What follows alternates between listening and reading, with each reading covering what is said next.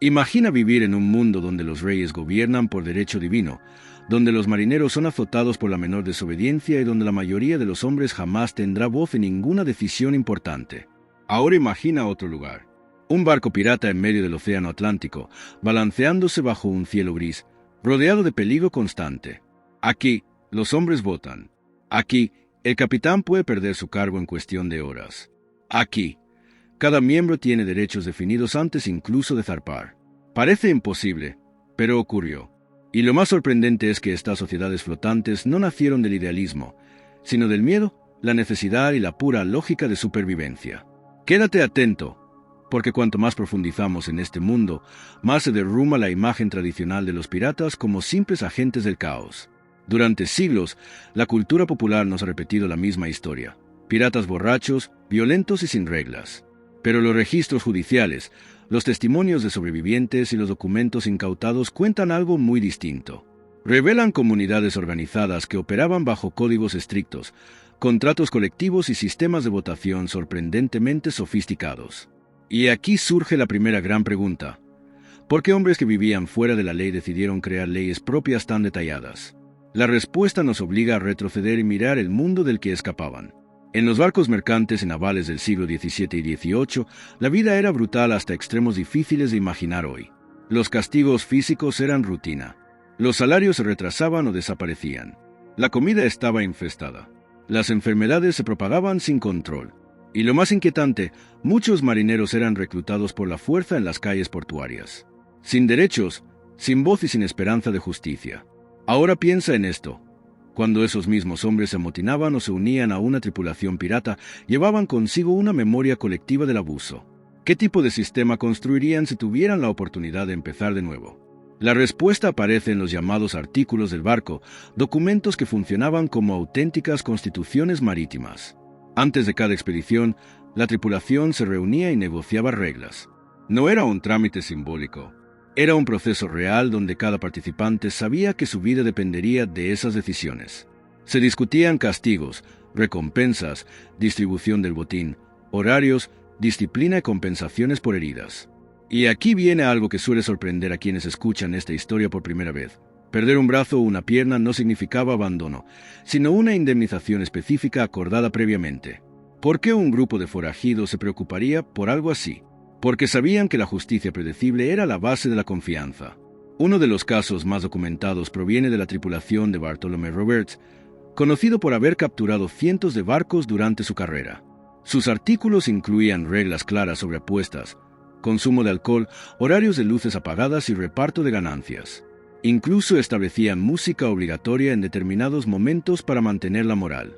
Pero lo verdaderamente fascinante es lo que revelan sobre la estructura de poder. El capitán no era un monarca absoluto. Su autoridad se concentraba principalmente en combate. Fuera de la batalla, debía someterse a la voluntad colectiva. Esto plantea una pregunta inquietante. ¿Podría un sistema así funcionar en un entorno donde cualquier error podía significar la muerte?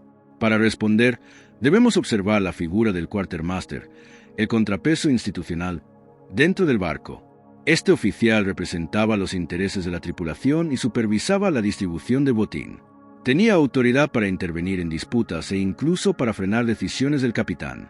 Imagina el nivel de confianza necesario para otorgar ese poder en medio del océano, lejos de cualquier autoridad externa.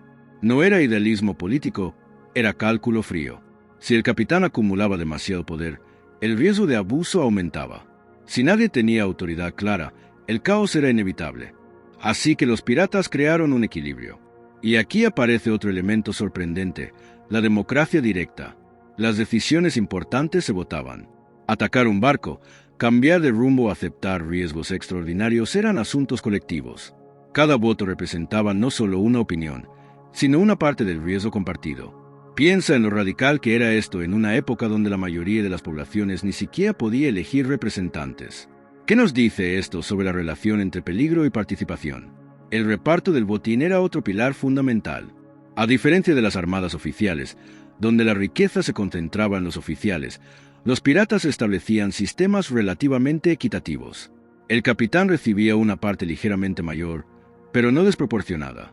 Los especialistas obtenían bonificaciones según sus habilidades. Este modelo reducía resentimientos y alineaba incentivos. Porque cuando todos sienten que el sistema es justo, la cooperación aumenta. Pero aquí surge una cuestión crucial. ¿Qué ocurría cuando alguien rompía las reglas? Los castigos estaban claramente definidos. Podían incluir la pérdida de parte del botín, trabajos forzados o abandono en tierra en casos extremos. Aunque severos, eran conocidos por todos desde el principio. La previsibilidad era la clave. En comunidades cerradas, la incertidumbre puede ser más peligrosa que la dureza. Y los piratas lo sabían. Otro ejemplo revelador proviene del capitán John Phillips, cuyos artículos sobrevivieron en registros judiciales. En ellos se establecía que las disputas debían resolverse en tierra mediante duelo controlado para evitar violencia a bordo. Esta norma muestra un nivel de sofisticación social que contradice la imagen de desorden permanente. ¿Qué otras sorpresas esconden estos códigos? Al analizar múltiples artículos de diferentes tripulaciones, emerge un patrón consistente: limitación del poder, responsabilidad compartida y mecanismos de resolución de conflictos. No era un sistema perfecto, pero funcionaba. Y funcionaba porque el entorno lo exigía. En el mar no hay policía ni tribunales, solo la comunidad y sus reglas. Considera también el caso de Henry Avery, cuya tripulación llevó a cabo uno de los golpes más lucrativos de la historia de la piratería. Tras el botín, las tensiones eran inevitables. Sin embargo, los acuerdos previos ayudaron a evitar conflictos internos devastadores. Esto demuestra cómo los contratos sociales no eran teoría abstracta, sino herramientas prácticas para gestionar enormes presiones. A medida que profundizamos, surge una idea fascinante. Los barcos piratas pueden entenderse como laboratorios sociales en condiciones extremas. Espacios donde se experimentaba con formas de organización adaptadas a riesgos constantes. Y esto nos lleva a una reflexión más amplia. Cuando las estructuras tradicionales fallan o resultan opresivas, las comunidades tienden a reinventar sus propias reglas. Pero no debemos romantizar en exceso. La vida pirata seguía siendo peligrosa y violenta. Sin embargo, dentro de ese contexto, las normas ofrecían estabilidad. Y esa estabilidad era la diferencia entre el éxito y el desastre. Ahora bien, hay una pregunta que pocos se hacen. ¿Por qué estas ideas no se extendieron más allá del mundo pirata? Una posible respuesta es que dependían de condiciones muy específicas: tamaño reducido de la comunidad, riesgo compartido constante y necesidad inmediata de cooperación. Sin esos factores, mantener el equilibrio era mucho más difícil. Aún así, su existencia demuestra que incluso en los márgenes de la ley pueden surgir sistemas complejos de gobernanza. Imagina por un momento el silencio nocturno en cubierta, el crujido de la madera, las olas golpeando el casco y un grupo de hombres discutiendo reglas que decidirán su destino. No es la escena caótica que solemos imaginar. Es un proceso deliberativo cargado de consecuencias reales. Cada decisión puede significar vida o muerte. Algunos historiadores sugieren que la reputación de justicia relativa en ciertos barcos atraía voluntarios. En comparación con la brutalidad de la marina tradicional, la piratería ofrecía una forma de agencia personal impensable para muchos marineros. Esto plantea otra cuestión intrigante. ¿Hasta qué punto la percepción de justicia influye en la lealtad? También es importante considerar el papel de la diversidad. Las tripulaciones piratas incluían hombres de distintos orígenes nacionales e incluso antiguos esclavos liberados. En un mundo profundamente jerárquico, esta mezcla era extraordinaria. Las reglas comunes servían como lenguaje compartido que permitía la cooperación más allá de diferencias culturales. A lo largo del tiempo, las autoridades imperiales reconocieron el peligro que representaban estas comunidades no solo por sus ataques, sino por el ejemplo que ofrecían. La idea de marineros gobernándose a sí mismos era inquietante para sistemas basados en jerarquías rígidas. Y aquí aparece otra reflexión.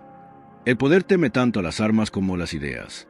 Si observamos el fenómeno en perspectiva, vemos que la democracia pirata no fue un accidente aislado, sino una respuesta adaptativa a condiciones extremas. Un recordatorio de que las instituciones humanas evolucionan en función del entorno. Cuando el riesgo es alto y la supervivencia depende de la cooperación, emergen estructuras que equilibran autoridad y participación. Al final, lo que queda no es solo la imagen de banderas negras ondeando al viento, sino la historia de comunidades que, en medio de la ilegalidad, desarrollaron sistemas sorprendentemente funcionales. Tal vez la mayor lección sea que incluso en los lugares más inesperados, los seres humanos buscan equilibrio, reglas y justicia. Y ahora, mientras imaginamos esos barcos perdiéndose en el horizonte, queda una última pregunta suspendida en el aire. Si hombres considerados fuera de la civilización pudieron crear sistemas de gobierno tan sofisticados, ¿qué dice eso sobre nuestra propia capacidad para organizarnos en tiempos de incertidumbre? Si esta historia te ha sorprendido, recuerda que el océano guarda innumerables relatos donde la realidad supera a la ficción. Porque la historia de los piratas no es solo una historia de saqueos y batallas, es también una historia sobre poder, cooperación y la eterna búsqueda humana de un orden justo en medio del caos. Y esto es solo el comienzo de lo que aún podemos descubrir.